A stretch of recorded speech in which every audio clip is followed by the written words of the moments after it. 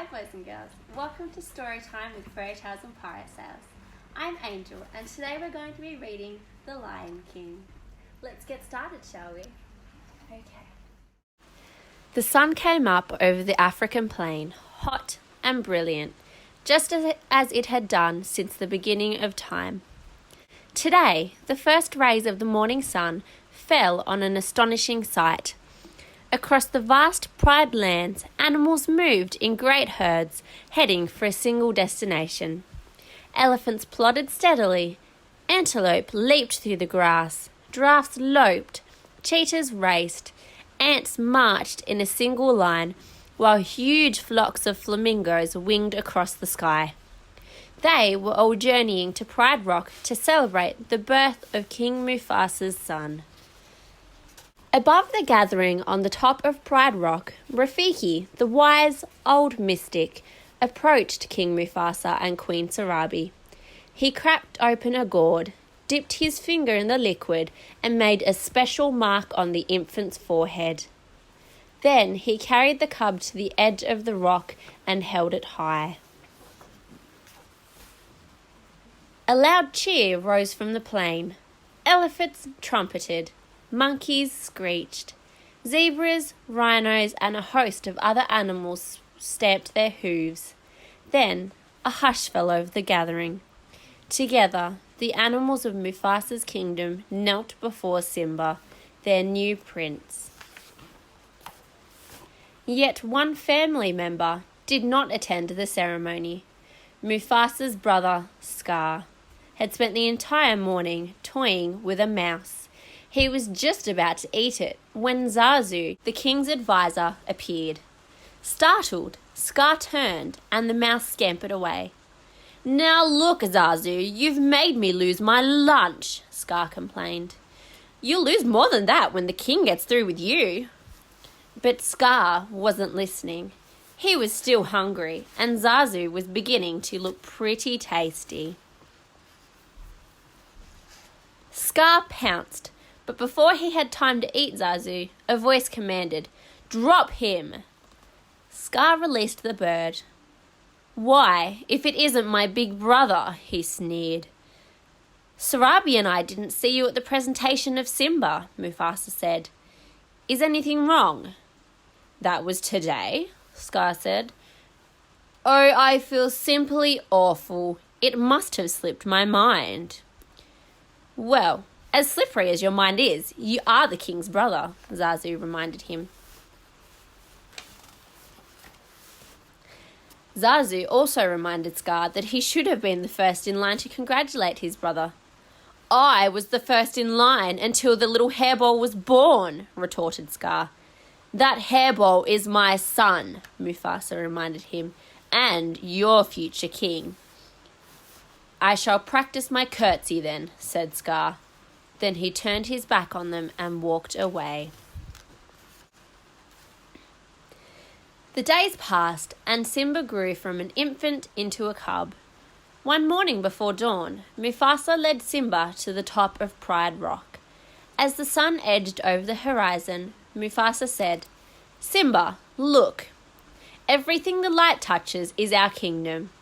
A king's time as ruler rises and falls like the sun. One day the sun will set on my time here and will rise with you as the new king." "And all this will be mine? Wow," said Simba, looking around. "But what about that shadowy place?"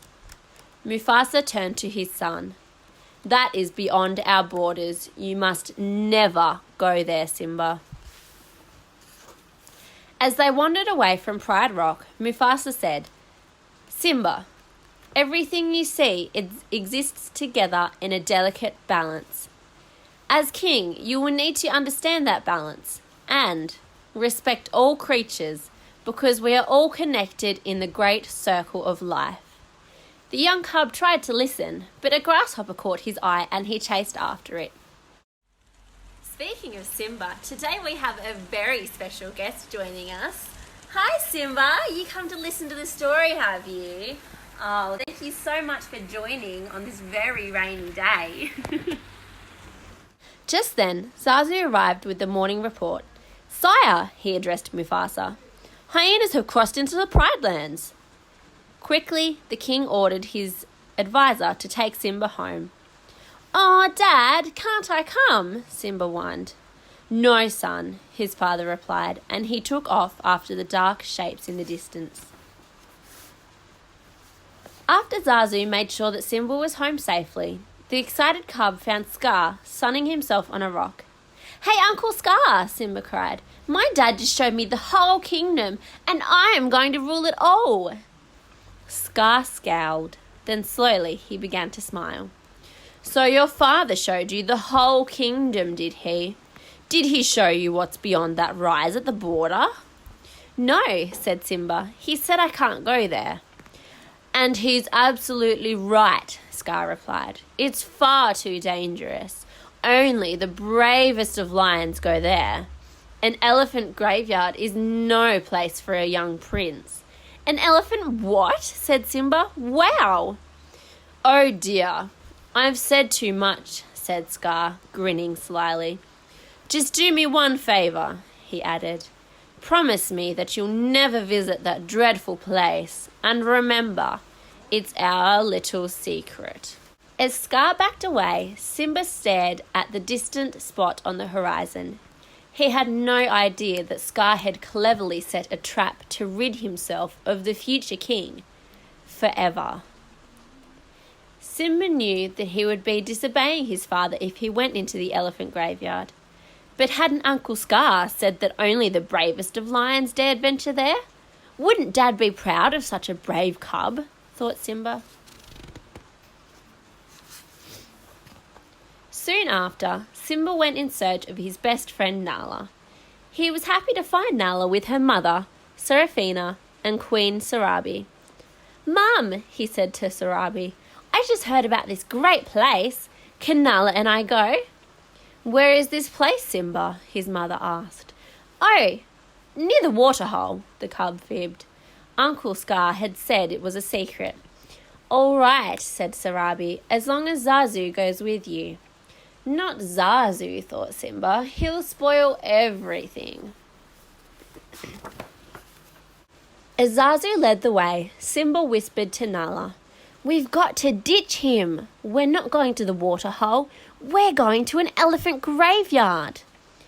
When Zazu looked back and saw them whispering, he said, "Just look at you two. Your parents will be thrilled. One day you two are going to be married.